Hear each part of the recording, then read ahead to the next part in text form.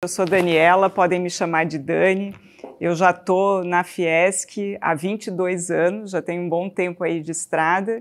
E nos últimos anos, de final de 2020 e início de 2021, eu tenho atuado nos temas de saúde mental e a construção de ambientes de trabalho seguros e saudáveis. Heloísa está aqui comigo, também trabalha comigo lá na Fiesc, em Florianópolis, mas a gente acaba rodando aí o estado inteiro e conhecendo bastante do que vai acontecendo nas empresas aí do estado. Então, que bom que vocês estão aqui, que aceitaram o convite para que a gente possa conversar um pouquinho sobre um tema que tem ganhado bastante importância, bastante relevância, e é sobre isso que a gente vai falar aqui, para que a gente, de fato, olhe para as nossas empresas e comece cada vez mais essa jornada, essa caminhada na construção de ambientes de trabalho cada vez mais seguros e saudáveis. E aqui a gente vai olhar para a segurança psicológica, para a saúde mental, que são temas que eu acho que eu nem preciso perguntar, que a gente tem ouvido falar bastante em todas as nossas esferas da vida, seja na vida profissional e na vida pessoal também. Então, espero contribuir com vocês, junto com a Heloísa, para que a gente saia daqui com algumas provocações. Eu espero que vocês saiam daqui de alguma forma provocados, inspirados e pensando também o que será que eu posso fazer diferente quando eu voltar lá para a minha empresa, né? O que será que eu posso levar daqui, daquilo que eu escutei, daquilo que a gente compartilhou aqui entre nós, para que eu possa pensar diferente lá na empresa também. Então, quero pedir que vocês fiquem à vontade, eu vou ficar falando aqui, se vocês tiverem alguma dúvida, quiserem fazer alguma contribuição, por favor, podem levantar a mão, a gente vai conversando aqui para tornar esse nosso bate-papo aqui também informal. Então, eu vou seguir aqui com vocês, trazendo um pouquinho vou trazer alguns números aqui na minha fala, porque eu acho que os números nos ajudam também a entender o contexto e perceber um pouco a importância do tema que a gente vai conversar. Eu não sei se está bom de enxergar, gente, não sei se fica melhor assim. Tá bom. Ninguém vai ficar com sono, né? Frio, chuva, mas está tudo certo. Olha só, esse aqui é um dado publicado pelo Instituto Gallup, que é um instituto que é bastante referência no mundo inteiro, que faz frequentemente pesquisas sobre engajamento, sobre o estado dos trabalhadores no mundo inteiro, incluindo o Brasil. Isso aqui foi de 2017, nem é tão recente, mas ainda está valendo bastante. Olha só o que eles trouxeram. Se 6 pessoas em cada 10, ou seja, eu estou falando mais que metade, estiverem psicologicamente seguras, há um potencial de reduzir 27% de turnover, olha a rotatividade aí, que a gente sabe que é um ponto que pega bastante, 40% menos acidentes, olha aqui a gente falando de segurança, e 12% mais produtividade. Também queremos isso, né, nas nossas empresas, certo? Então, vamos pensar sobre isso, tá? Isso aqui foi uma pesquisa que o Instituto Gallup trouxe e a gente está começando a falar sobre o tema. E eu quero começar falando desse tema usando como referência esse autor, que é o Timothy Clark. Ele é um grande estudioso, existem outros, mas eu gosto muito da abordagem dele. Esse livro é recente, é de 2022 ou 2023, agora me deu um branco, mas ele é bastante recente, em que ele mostra aí alguns caminhos e que ele fala sobre os estágios da segurança psicológica. Esse aqui tem virado um grande livro que tem trabalhado bastante com o tema de inclusão nos ambientes de trabalho. Eu não estou falando aqui em inclusão só de pessoas com deficiência, eu estou falando de ambientes mais inclusivos no âmbito geral e inovação.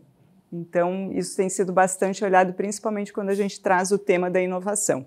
E aí, eu quero começar aqui com vocês contando uma história que o Timothy Clark conta nesse livro. Vou compartilhar com vocês de forma breve. Ele é formado em ciências sociais, ele é americano, estava na Inglaterra terminando o doutorado dele em ciências sociais, no último ano. Não sei se aqui alguém já conhece esse livro, leu? Eu esqueci de perguntar. Não? Então, acho que vocês não conhecem a história também. E aí ele estava se planejando junto com a esposa para voltar para os Estados Unidos, ia voltar para os Estados Unidos naquela expectativa de entrar numa universidade, dar aula, né, e seguir o que ele chama lá de um caminho promissor, né? Se livrar um pouquinho lá da situação financeira que não era boa, como um estudante de doutorado, enfim, e conseguir fazer uma carreira acadêmica. Mas quando ele voltou para os Estados Unidos, a história dele não foi bem essa, e ele foi trabalhar numa siderúrgica, uma siderúrgica bastante grande lá nos Estados Unidos, que é este nome, a Geneve Steel. Ela tem lá, falando em termos de território, ela ocupa algo semelhante ao Vaticano, que é um país pequeno lá na Itália, mas era uma siderúrgica bastante grande. Por ser uma siderúrgica, né, eles produziam então placas, chapas, tubos de aço, ou seja, eram coisas muito grandes. O que eles produziam lá iam lá para a fabricação de pontes, atratores, enfim, tudo era muito grande. E por conta disso, era uma arena de alto risco, essa é a expressão que ele utiliza. Então, era uma empresa que tinha um nível de risco de segurança bastante alto. E aí ele fala, né, em muitos momentos, que ele saiu do que era a Torre de Marfim, quando ele estava na universidade, foi para essa arena de alto risco. Ele começou a trabalhar com equipes de manutenção, com soldadores, enfim, e mesmo com todo o conhecimento dele de ciências sociais, que ele achava que isso seria suficiente para que ele pudesse entender e contribuir com aquele contexto, ele foi vivendo alguns desafios. Então, era uma empresa que tinha bastante pressão, ele vai citando lá na história que ele conta, trabalhadores que lidavam lá com turnos rigorosos e alta taxa de demissão. Ele não especifica isso, mas pelo que eu pude entender, aqui a gente está falando de rotatividade, e a gente sabe o impacto que é isso, né? Quando a gente fala de trabalhadores que saem, a gente tem que formar outros, o quanto isso demora para a gente conseguir garantir um padrão até de segurança e qualidade. E por ser uma empresa siderúrgica, eles tinham milhares de procedimentos de segurança. Eles eram extremamente focados em procedimentos de segurança. Então, eles tinham tudo que se pudesse imaginar em relação a procedimentos de segurança.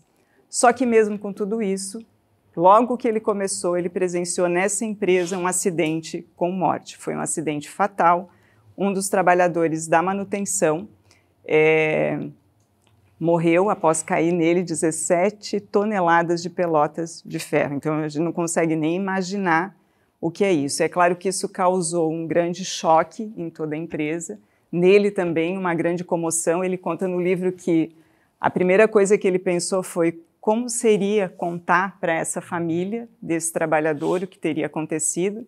E aí, logo que ele pensou nisso, o CEO da empresa chegou para ele e falou que ele iria junto com o CEO na família contar essa história.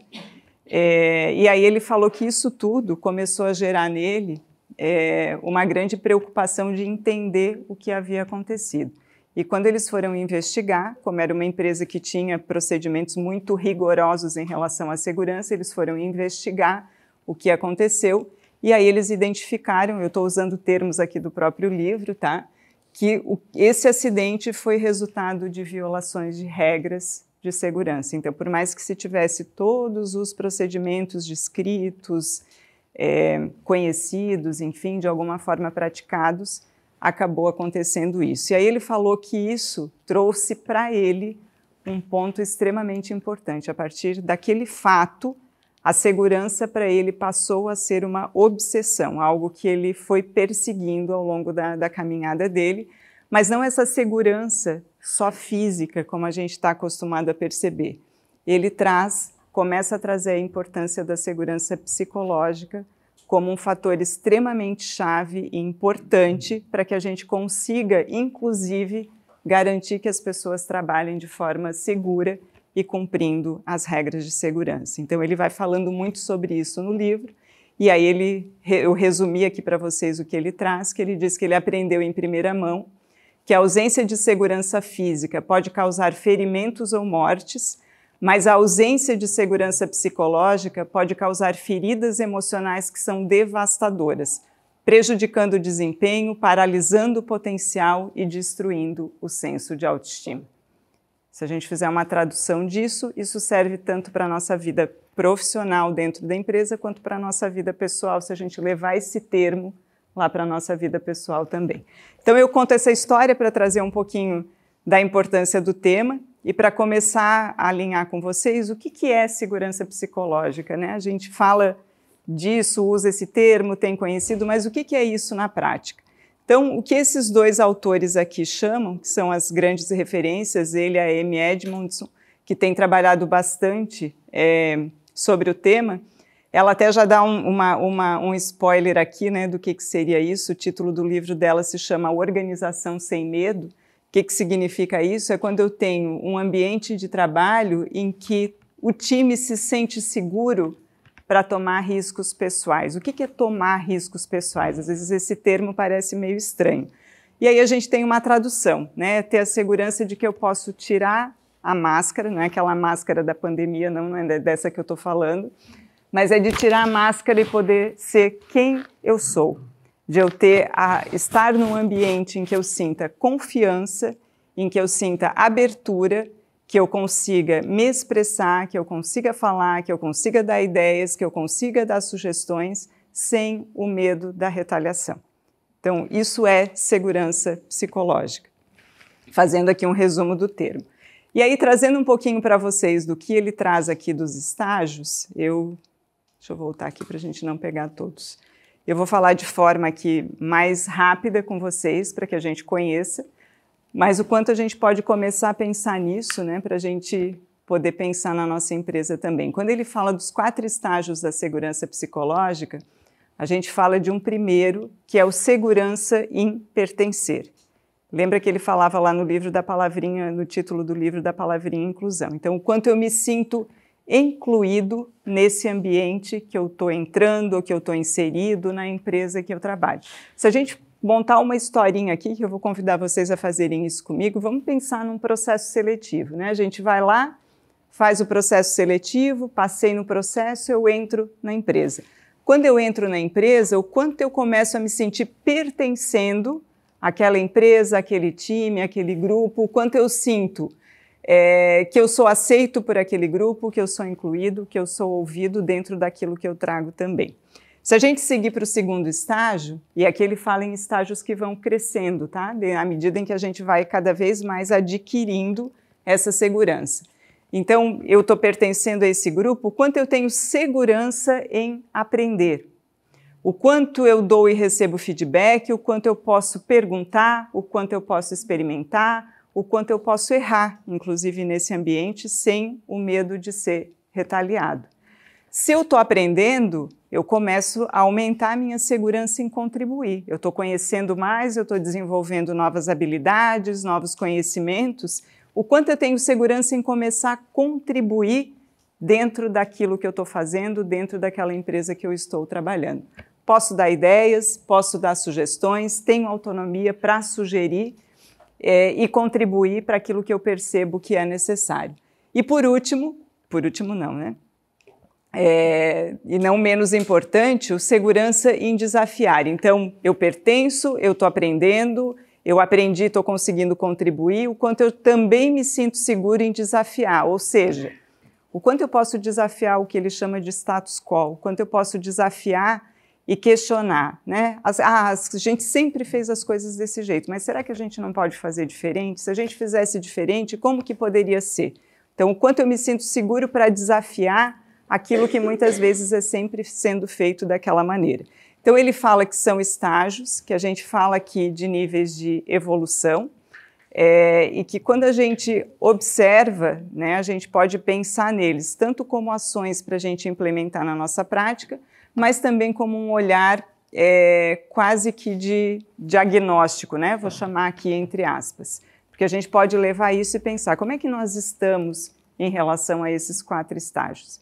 Então, esse é um ponto importante que eu quero deixar aqui para vocês, olhando para o tema mais conceitual da segurança psicológica, para a gente entender do que nós estamos falando, e que também a gente não está falando de algo novo, né? Porque quando a gente ouve esse termo, né, depois eu vou falar um pouquinho de saúde mental para vocês também, muitas vezes parece que a gente está falando de algo que é novo, né? Parece que, ou até que vem aquela coisa, será que isso é novo, é um modismo, daqui a pouco vai parar? E eu trago aqui para vocês que não, que olha só quantos autores já vêm falando de segurança. A gente pega aqui desde autores mais recentes, como a Amy, que fala de segurança psicológica, mas a gente pega o Maslow, lá de 1943. Eu acho que aqui boa parte de vocês já ouviram, né, ou estudaram sobre a famosa pirâmide de Maslow, que fala lá de todas as necessidades, e que, se vocês lembrarem, fala lá, né, até a primeira delas é lá, a satisfação ou a segurança com as necessidades físicas. Então, não é um tema novo, né, a gente está falando aqui de elementos que precisam estar presentes na nossa vida, seja pessoal, organizacional, e que, se a gente olhar para todos esses elementos, a gente está caminhando aqui, sim, numa jornada de construção da segurança psicológica. Então, não é um tema novo, ele faz parte já de toda a nossa construção, tanto organizacional quanto de relacionamentos humanos, mas a gente precisa trazer agora para o nosso momento presente para que a gente consiga compreender um pouquinho mais. E aí, dito isso, né, como é que a gente constrói ambientes de trabalho seguros psicologicamente? Essa provocação, a pergunta que a gente trouxe para vocês e convidou vocês para virem aqui conversar conosco. Então, entendemos o que é, entendemos a importância, entendemos que cuidar disso gera resultado para as pessoas e para o negócio. Como é que a gente faz isso? Dos primeiros pontos para a gente construir segurança psicológica nos ambientes de trabalho é a gente trabalhar mais esse conceito aqui, que é o do autoconhecimento organizacional. Quando a gente fala em a gente trabalhar algumas questões nossas e poder evoluir, se desenvolver, melhorar como pessoas, a gente sabe que o primeiro passo qual é? Me ajudem. Autoconhecimento, né? Eu preciso primeiro olhar para mim, para que eu possa me entender melhor, inclusive compreender quais são as minhas forças, os meus pontos de atenção, como eu funciono, como é que eu reajo, para que a partir daí eu consiga pensar o que eu posso fazer para mudar, melhorar, enfim, né, trabalhar nesse meu processo seguido de desenvolvimento. A empresa não é diferente. Ela precisa se conhecer, ela precisa fazer o exercício de olhar para dentro e entender quais são os seus fatores de risco e quais são os seus fatores de proteção. Quando a gente fala de segurança psicológica ou mesmo de saúde mental, a gente vai ver que os termos têm uma relação muito forte.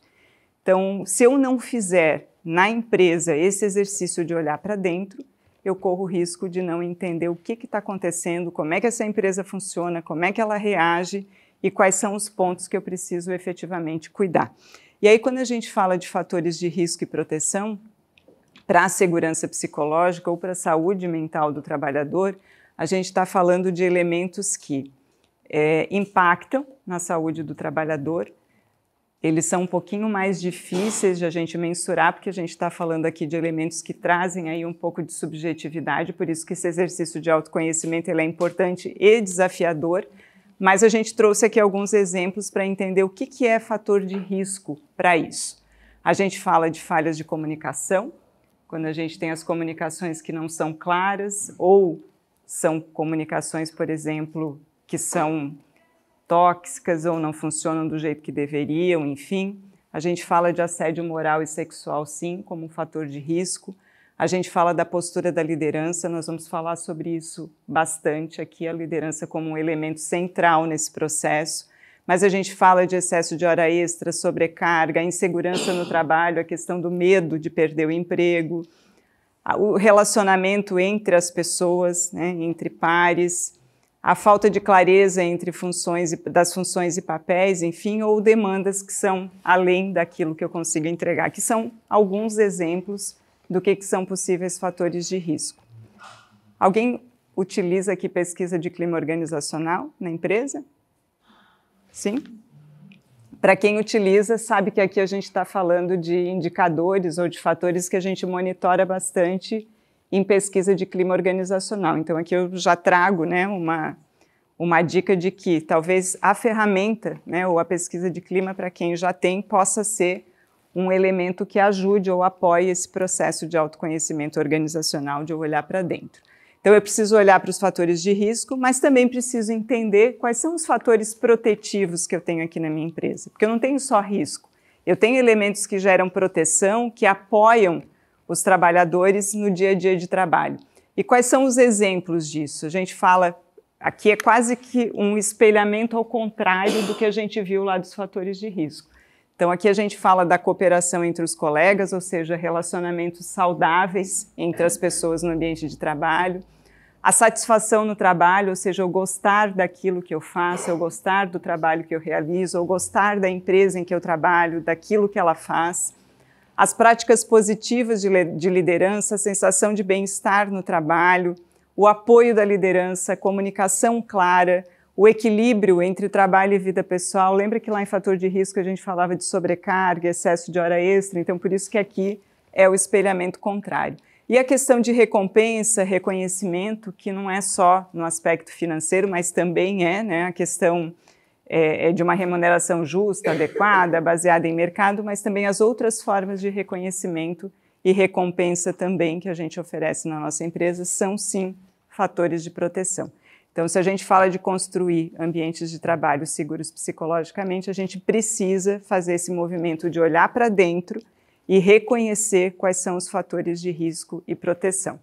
Os de proteção, a gente sabe que a gente precisa potencializar, que a gente precisa tirar melhor proveito deles para que, inclusive, as pessoas entendam que eles funcionam como protetivos. E agora os fatores de risco, né? Como a gente trabalha.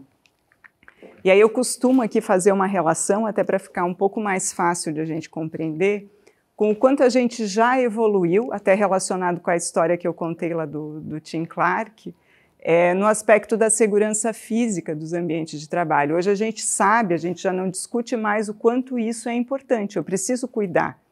E eu sei, por exemplo, que na minha empresa talvez eu tenha lá fatores de risco que eu não vou conseguir eliminar porque faz parte da natureza daquele trabalho. É ou não é? Né? Se a gente pegar aqui, eu vou dar aqui um exemplo mais fácil de entender, que é o do ruído. A gente tem lá como natureza do trabalho, o ruído eu não vou conseguir eliminar 100%. Mas o que a gente faz?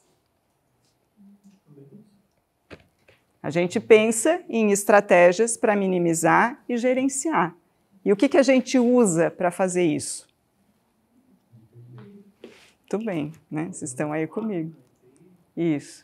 Ou equipamentos de proteção individual, equipamentos de proteção coletiva, não é assim? Então vamos lá.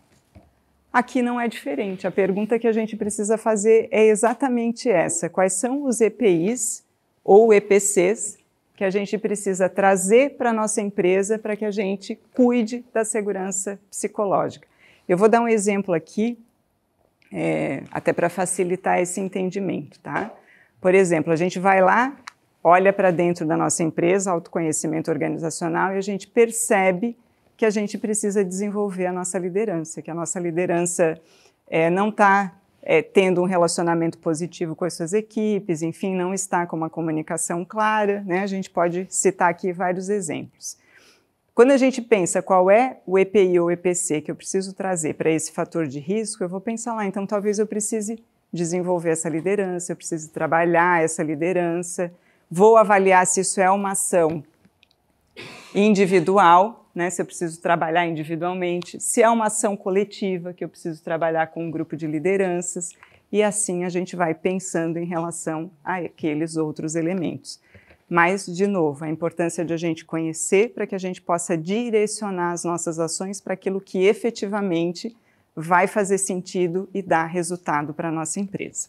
Tudo bem até aqui, gente? Alguma dúvida? Vocês concordam com tudo que eu falei?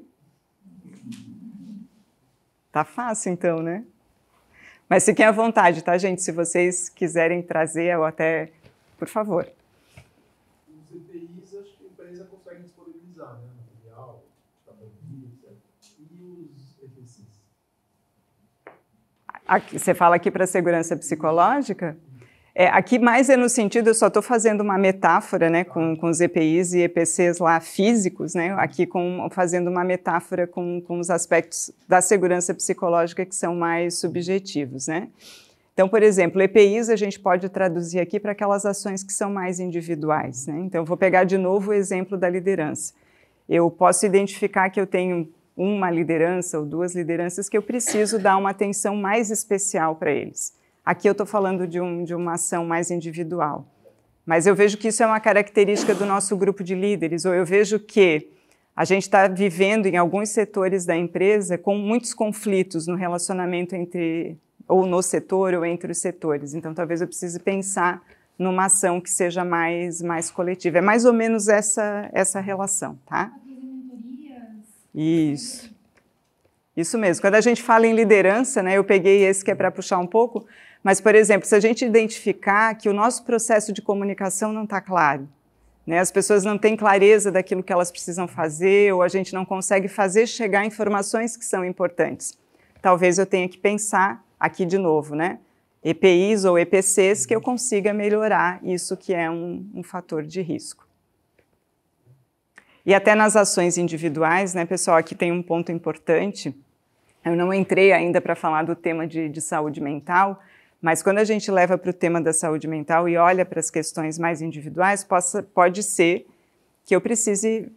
que eu tenha, né, identificado pessoas que precisam ser encaminhadas para alguma intervenção, para algum tratamento mais especializado. Então, é todo esse olhar que a gente precisa fazer, tanto no âmbito individual quanto no coletivo.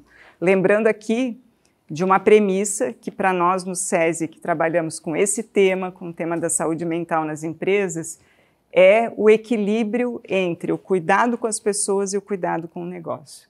Eu preciso cuidar das pessoas se eu quiser ter bons resultados no meu negócio. Tem a ver com aqueles números que eu apresentei no início e tem a ver com o fato de que, isso é para todos nós, né? A gente só vai ter o melhor desempenho, a mais alta performance, entregar o melhor que a gente pode entregar se a gente estiver bem física e emocionalmente. Senão, a gente vai ter ruptura nesse processo. Tudo certo? Então, vou seguir aqui com vocês, tá? E aí eu vou contar mais uma história aqui para vocês, para a gente ir avançando aqui no tema, né, indo quase que para uma parte final aqui da minha fala, que é a relação entre segurança psicológica e saúde mental. Aqui eu vou contar uma história para vocês que eu presenciei, eu escutei, quando eu fiz o meu mestrado faz bastante tempo, tá, gente? Lá nos anos 2000, eu estava na minha pesquisa de campo do mestrado, numa indústria cerâmica que fica lá no sul do estado. Eu estava fazendo entrevista com os trabalhadores, enfim, estava mergulhando na realidade daquela indústria. E aí eles estavam conversando comigo, o gerente de RH estava me contando uma história que eu lembro até hoje, né? Na época a gente ainda não falava sobre essa temática toda, mas que eu lembro até hoje. Eles tinham 3 unidades que eram próximas, e essa unidade que esse técnico de segurança, que é a história que eu quero contar, estava, era a unidade que tinha o maior número de acidentes de trabalho, quando comparada com as outras. Isso começou a incomodar esse técnico de segurança e ele começou a perceber, começou a investigar e identificar que quando os acidentes aconteciam, ele ia lá conversar, investigar e via que aquelas pessoas, elas estavam com problemas na vida pessoal, não estavam conseguindo estar lá na sua função de corpo e alma, né? Talvez estivessem só de corpo. E aí o que ele começou a fazer? Como ele estava lá todos os dias, né, e ele conhecia, aquela era uma empresa que tinha uma característica de pessoas com muito tempo de casa, então ele conhecia a maioria daquelas pessoas, tinha proximidade, as pessoas inclusive tinham confiança de trazer para ele as questões que estavam incomodando, ele começou a ficar mais atento ao jeito como as pessoas chegavam para trabalhar. E começou a perceber, quando ele identificava que alguém não estava bem, ele ia lá e conversava. E aí ele foi fazendo um trabalho em parceria com a RH, porque tinham algumas situações que era preciso dispensar a pessoa do trabalho daquele dia para que ela pudesse ir lá e resolver aquilo que estava, de alguma forma, gerando ou sendo um fator de bastante estresse para ela naquele dia. Ou, às vezes, essa conversa que ele fazia já uma conversa de acolhimento, a gente não falava desse termo ainda naquela época, já era suficiente para que a pessoa conseguisse voltar ao trabalho e desempenhar de forma mais tranquila. E aí, o que ele conseguiu? Qual foi o resultado disso? Ele conseguiu fazer com que aquela unidade que tinha o maior número de acidentes de trabalho passasse a ser a unidade com o menor número de acidentes de trabalho daquelas unidades comparadas lá da empresa. Então, aqui a gente está falando de segurança psicológica, de saúde mental, de um olhar de cuidado e acolhimento com as pessoas e que se está cuidando do negócio também. Então, queria compartilhar com vocês essa história e seguir um pouquinho aqui para a gente fechar a conversa, falando do tema de saúde mental. É um tema que a gente tem falado muito, né, tem estado muito em evidência, Eu imagino que para vocês que estão nas empresas, essas demandas têm chegado cada vez em maior volume, e é um número que tem crescido de forma bastante expressiva no mundo como um todo. Esse dado aqui é um dado que foi publicado em 2022 num relatório da Organização Mundial da Saúde. A gente já falava em 2019, antes da pandemia, um número muito grande de pessoas vivendo com transtornos mentais. A gente falava já de 15% de adultos em idade laboral, ou seja, adultos trabalhadores com algum transtorno mental. A Organização Mundial fala hoje que 1 entre 4 de cada um de nós vai ter algum, ou já tem ou vai ter algum problema de saúde mental. E aí o que isso significa, né? A gente fala ali em 12 bilhões de dias de trabalho perdidos, é muita coisa, né, gente? $1 trilhão de impacto na economia, uma projeção de que até 2030 a gente chegue a 6 trilhões de dólares. Então, é bastante coisa, né? Bastante coisa, e se a gente começar a medir isso nas nossas empresas, como algumas que a gente atua já com os nossos projetos, a gente tem medido, é bastante coisa. Então, a gente precisa falar sobre isso, né? Isso que eu quero trazer aqui para vocês. E além disso, que já era alto, olha o que a Organização Mundial estima, que com a pandemia isso aumenta em torno de 25%. Então a gente tem aí um número que vai crescer, não vai parar de crescer tão cedo. Então a gente precisa olhar. E aqui, né, esse é um dado estatístico bastante forte, jovens e mulheres como o público mais atingido. Quando a gente fala em mais atingido, é o público em que a gente tem uma incidência, uma frequência maior dos casos. Quando a gente avança aqui um pouquinho, ó, só para a gente ver aqui no Brasil, né? Nós somos o país mais ansioso do mundo, segundo em estresse, o quinto em depressão. A nossa região sul, aqui onde nós vivemos, tem uma média 50% maior que a média nacional em depressão. Então é um número que chama atenção. Quando a gente olha, né, para o crescimento, ele já vinha crescendo antes da pandemia. A gente tem um dado aqui de 2022 que mostra o quanto o crescimento continua e de forma bastante expressiva. Se a gente olhar por estado, para a gente abrir um pouquinho, né, essa informação aqui, a gente olha que em percentual de adultos com depressão, Santa Catarina está em 4º lugar, Rio Grande do Sul em 1º, mas quando a gente olha para o número de suicídios, nós passamos para o 2º lugar. E esse é um tema extremamente importante que a gente precisa falar mais sobre, porque são números que vêm crescendo muito, de forma bastante expressiva, e olha a nossa posição aqui, né? A gente só perde para o Rio Grande do Sul. Se a gente pensar em tudo que o Rio Grande do Sul vem vivendo agora, há uma tendência, já se vem percebendo de um aumento ainda maior desses números. Então, isso tudo eu sempre trago, né, gente, não é para alarmar nem assustar, mas para reforçar a importância do quanto a gente precisa botar esse tema na pauta, né? Não tem nós, como empresas, não olharmos para isso se a gente quiser que as nossas empresas continuem competitivas, sustentáveis, do ponto de vista econômico e financeiro. Aqui são dados um pouquinho mais recentes, ó. Aqui é do Ministério da Previdência Social, que já mostrou aqui que a gente teve em 2023 um crescimento de 38% nos afastamentos do trabalho por conta dos transtornos mentais. A gente teve também, no final do ano passado, a atualização da lista de doenças relacionadas ao trabalho, que incluiu os transtornos mentais e os fatores psicossociais como elementos importantes para quando a gente fala da relação com o trabalho. O que são os fatores psicossociais? Lembra que eu falei lá para vocês os fatores de risco e proteção? Esses são os fatores psicossociais que a lista de doenças traz aqui. Esse outro dado aqui também coloca o Brasil em 4º lugar, mas com pior taxa de saúde mental no mundo. Então, olha como a gente está lá numa situação bastante crítica. E aí, essa lei, que eu não sei se vocês já ouviram falar, que ela foi sancionada em março desse ano, ela está sendo conhecida como a Lei de Saúde Mental, que é uma lei que está instituindo um certificado ou um selo para as empresas que são promotoras da saúde mental no ambiente de trabalho. Então, eu confesso para vocês que eu gostei muito, porque é uma lei que vem para estimular, não para cobrar, não para punir, mas para dizer assim, ó, empresas, a gente precisa que todo mundo olhe para esse tema e que a gente cuide. Então, lá nessa lei, a empresa já traz algumas diretrizes do que é importante que a empresa implemente aí como ações ou como EPIs e EPCs para cuidar da saúde mental no ambiente de trabalho.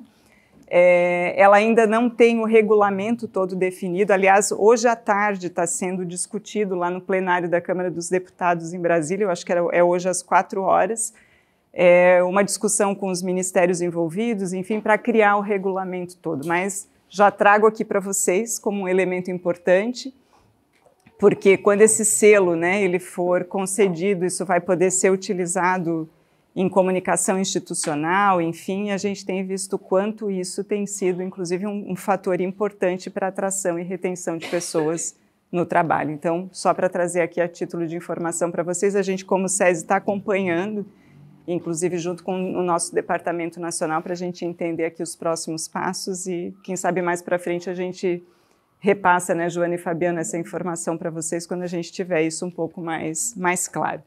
E aí, né, quando a gente olha para esses números crescendo, a pergunta que fica é como é que a gente pode mudar esse contexto? Então, a gente foi vendo já como é que a gente constrói ambientes de trabalho seguros psicologicamente. E aqui em saúde mental, eu vou falar muito breve para vocês, mas a importância de a gente entender mais sobre esse tema. A gente tem falado muito, mas nem sempre a gente está atento ao que isso é, e quando a gente conhece, sabe, a gente consegue pensar em intervenções. Então, aqui é um conceito da Organização Mundial da Saúde, que fala que é um estado de bem-estar em que a gente consegue, estando bem, contribuir melhor em todas as esferas da nossa vida. Eu costumo traduzir isso da seguinte forma, tá, gente? Todos os dias a gente vive uma série de emoções, boas e ruins. Tem alguém aqui diferente disso? Não, né? Se tiver, me conta, tá, gente? Mas todos os dias, desde que a gente acorda até a hora que vai dormir ou quando a gente sonha, a gente vive uma série de emoções boas e ruins. A forma como a gente lida com essas emoções é que vai determinar a qualidade da nossa saúde mental. E olha que ponto importante. Quando a gente fala isso, a gente está dizendo que, assim como a gente pode aprender habilidades e competências na nossa carreira profissional para a gente desempenhar melhor, a gente pode desenvolver recursos para lidar melhor com essa série de emoções ou fatores estressores que a gente vive todos os dias na nossa vida. Isso é cuidar da saúde mental. É desenvolver recursos para a gente lidar, porque a gente não vai eliminar esses fatores, nem essas emoções, a gente vai viver isso o tempo todo. Agora, o como a gente lida com isso sim, está no nosso campo de controle, está no nosso campo de atuação. Só que a gente tem uma questão muito forte quando a gente fala em saúde mental, que a gente fala de um tema, e essa é a principal barreira que nos dificulta avançar na melhora daqueles números que a gente vem vendo lá, que é o preconceito. O que acontece? Como, diferente das outras doenças, a gente ainda não tem marcadores biológicos para a saúde mental, eu não consigo ir lá no médico ou fazer um exame laboratorial de imagem e chegar aqui com papel e dizer, olha, eu tenho isso é uma doença. Não consigo, não existe ainda.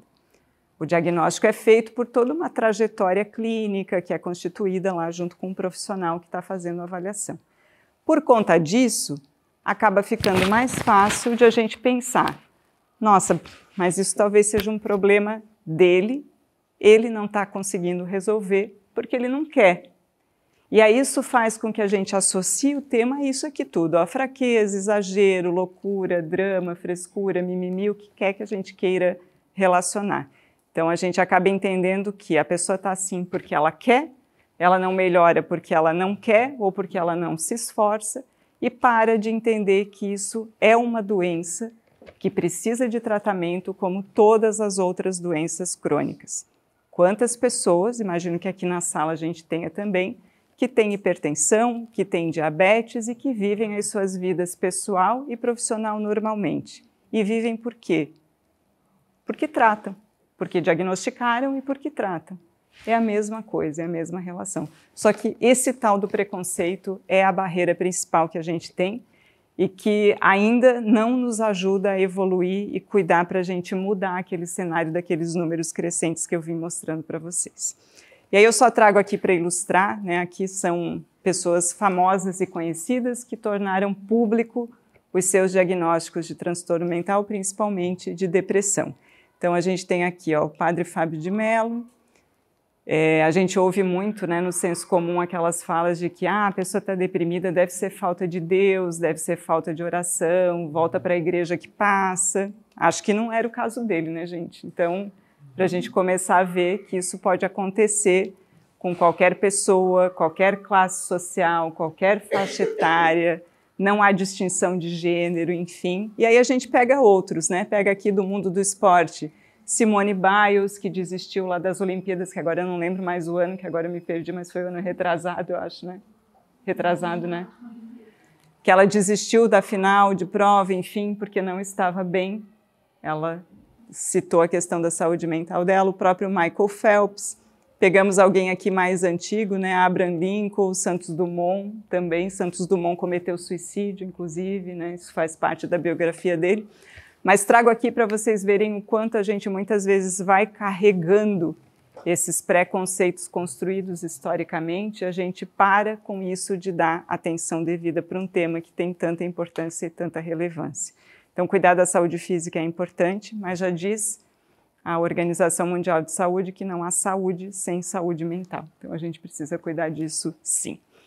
E aí, né, falando aqui um pouquinho, já terminando a minha fala, e depois a gente vai conversar um pouquinho com vocês, quando a gente fala em saúde mental no trabalho, nas empresas, que é um foco do que a gente está fazendo aqui, em relação à segurança psicológica, inclusive, tem um ponto importante, né, que é uma coisa que a gente tem aprendido e eu vou compartilhar de forma breve o que a gente tem feito no SESI, nas empresas que a gente tem atuado, e vou mostrar algumas até com alguns exemplos.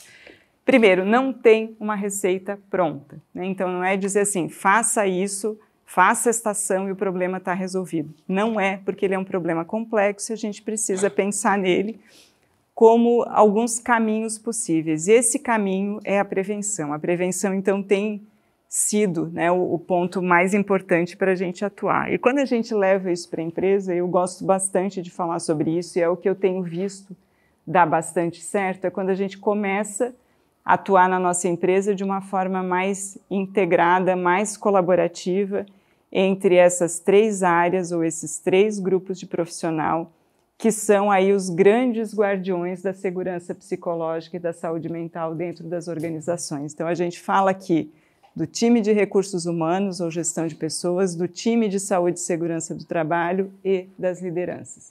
Quanto mais a gente avançar no desenvolvimento desses times, no entendimento de tudo isso que a gente conversou aqui de forma breve, mais a gente vai conseguir caminhar nessa jornada de construção de ambientes de trabalho seguros e saudáveis.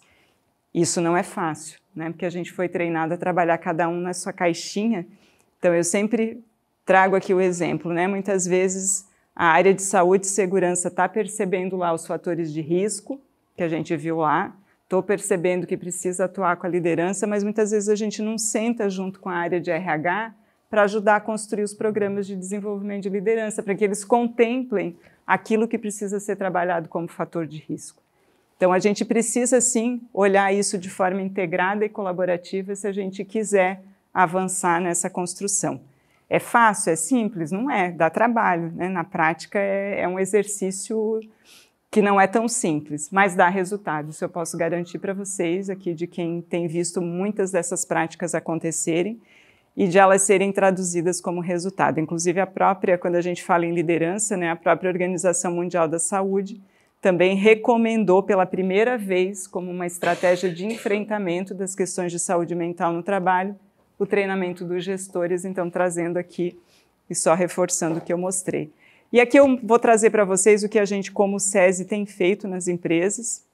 A gente tem atuado fortemente em várias frentes nos projetos que a gente tem desenvolvido pelo Estado, que vai desde o mapeamento, aqui a gente usa uma assistente virtual, que é a Cora, para ajudar a gente a rastrear sinais e sintomas de depressão, ansiedade, estresse, e ajudar a entender um pouco melhor qual é o perfil daquela população, para que isso me ajude a tomar decisão de ações mais assertivas ou identificar onde estão os grupos prioritários, os grupos de atenção, para que eu seja efetivo naquilo que eu vou fazer.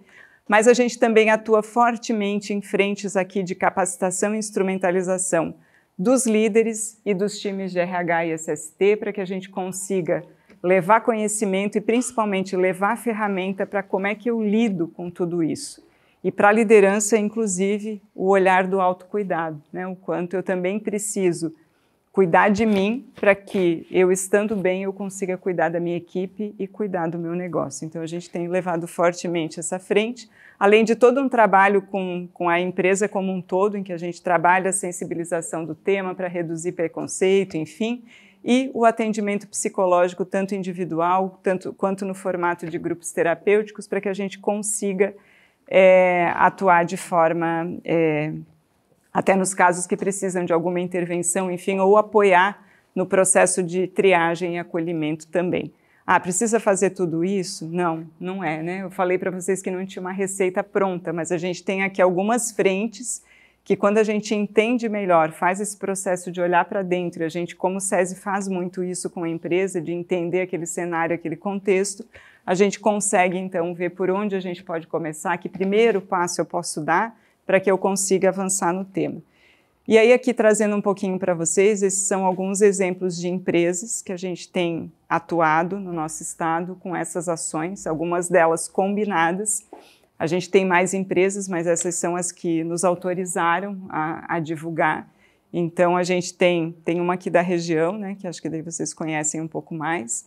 Aqui a gente atuou fortemente com um programa de gestão do estresse, olhando para a liderança, mas a gente tem empresas como Docol e Tupi, de Joinville, que a gente tem lá um profissional de psicologia junto com os times de RH e saúde e segurança que apoiam todo o processo de escuta, acolhimento, triagem, implementação de outras ações com a liderança e com os colaboradores.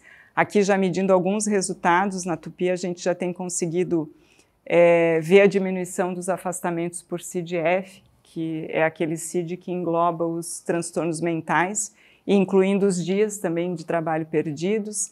Aqui a gente pega o que a gente tem em comum, né? Sempre que eu mostro essa tela aqui, eu gosto de olhar e falar sobre isso, né? São empresas que estão nessa jornada de construção de ambientes de trabalho seguros e seguros psicologicamente, e que atuam fortemente com a liderança neste tema. Então, se vocês me perguntarem o que tem em comum aqui, porque tem coisas diferentes acontecendo em cada uma delas, mas o olhar para a liderança, a capacitação e instrumentalização da liderança e ações de cuidado para as pessoas, que aqui a gente fala um pouquinho de EPIs, né, como é que eu cuido daquelas pessoas individualmente, são os elementos que são comuns e estão presentes em todas elas. Então, só para trazer aqui alguns exemplos para vocês, para ilustrar um pouquinho.